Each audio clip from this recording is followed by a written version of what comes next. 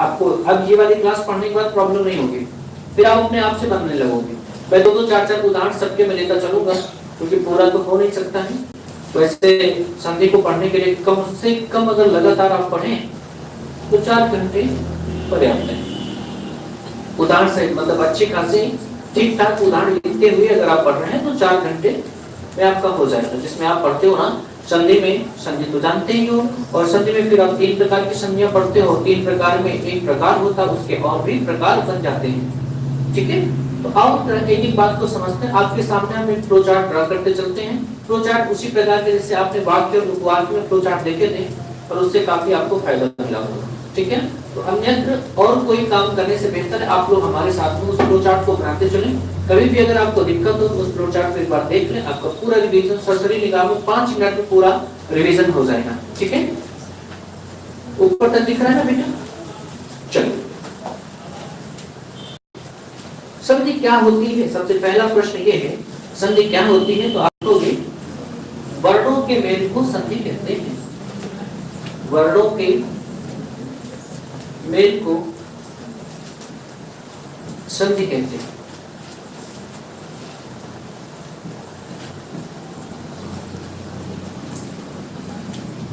एक दिक्कत आती है संधि और समास में। संधि जो होती है उसमें वर्णों का मिलन होता है, तो समास होते हैं उनमें शब्दों का मिलन होता है। ठीक है ना? तो समास और संधि में अंतर ये बेसिकली छोटा सा अंतर है।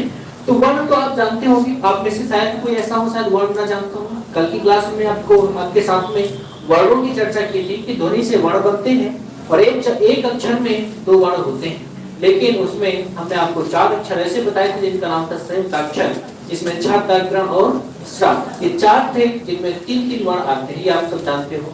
प्रत्येक वर्ण में एक और एक व्यंजन होता है और एक स्वर का होना बहुत ही आवश्यक है, तभी वो क्या कहलाएगा? अक्षर कहलाएगा। ठीक है, वर्ण क्या होता है? तो वो छोटी छोटी ध्वनियां वर्ण कहलाती हैं जिनके टुकड़े ना किए जा सके। तो ध्वनि से वर्ण और वर्ण से ही क्या बनता है? अक्षर। ध्वनि का लिखित रूप जो होता है, ध्वनि का लिखित रूप मैंने बोला क आ बोला, तो जो आ बोला ये आ ध्वनि है, और इसको लिख दिया तो ये क्या हो गया? वर्ण हो गया।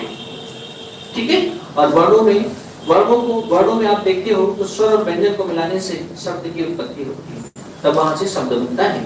तो संधि क्या है? संधि का मतलब अंग्रेजी में क्या बोलते हैं इसको? ज्वाइनिंग। ज्वाइनिंग का मतलब 2 लोगों को ज्वाइन करके एक बनाया जाए, 2 को मिला करके एक बनाया जाना ही क्या कहलाता है? संधि कहलाती है। और इसकी परिभाषा तौर पे बात करें तो वर्णों के मेल को संधि कहते हैं। समझ में आ गया? ठीक है, उस वाले अगर स्पीकर को बंद करके अगर यहाँ सुनाई दे तो कर लो, अगर ना सुनाई दे तो फिर चालू कर लो। ठीक है, एक बार इसको बंद कर लो और आप देखो पीछे तक आवाज पहुंच पा रही है तो ठीक है ना, नहीं तो उस क्लास में दिक्कत आएगी। अब हम आगे बढ़ रहे हैं। तो संधि में हम जानते हैं कि संधि के प्रकार कितने होते हैं। संधि 3 प्रकार की। संधि में कितने प्रकार की आपको देखने को मिलेगी? 3 प्रकार की। उन 3 प्रकार में आपको लिखना होगा। पहला आप लिखोगे स्वर संधि। स्वर लिखें, चलो स्वर संधि। उसके बाद नंबर 2 लिखोगे आप व्यंजन संधि। नंबर 3 आएगा विसर्ग संधि। विसर्ग संधि। स्वर संधि में आप जानते हो, स्वर संधि में स्वर का मिलन होता है। क्या कहोगे? स्वर का मिलन। स्वर का मिलन होता है। व्यंजन में व्यंजन का मिलन होता है, व्यंजन का। ठीक है, और विसर्ग संधि जो होती है व्यंजन का मिलन। जो विसर्ग संधि होती है इसमें विसर्ग प्लस अन्य, विसर्ग प्लस अन्य। ठीक है, विसर्ग प्लस अन्य का मिलन होता है।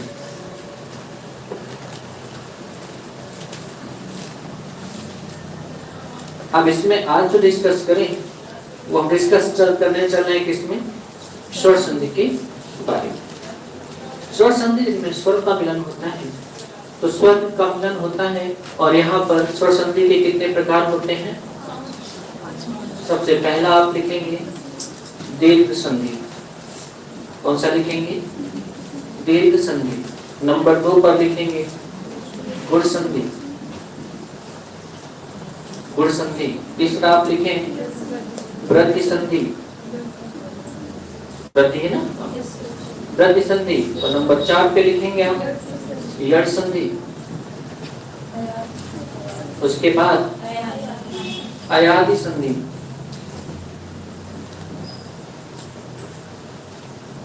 अयादि संधि यानी स्वर संधि के कितने भेद होते हैं?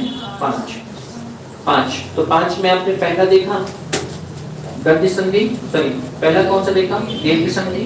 दूसरा गुण संधि, तीसरा वृद्धि संधि, चौथा यड़ संधि और 5वां अयादि संधि। ये दीर्घ संधि के प्रकार हैं।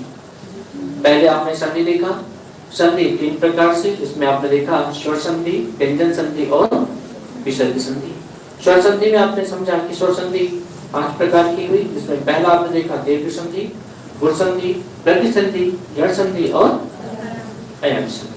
ठीक है, इसके साथ साथ इनके हम फार्मूला लिखते चले। तो जो दीर्घ संधि होता है इसका फार्मूला होता है अकः सवर्णे दीर्घ।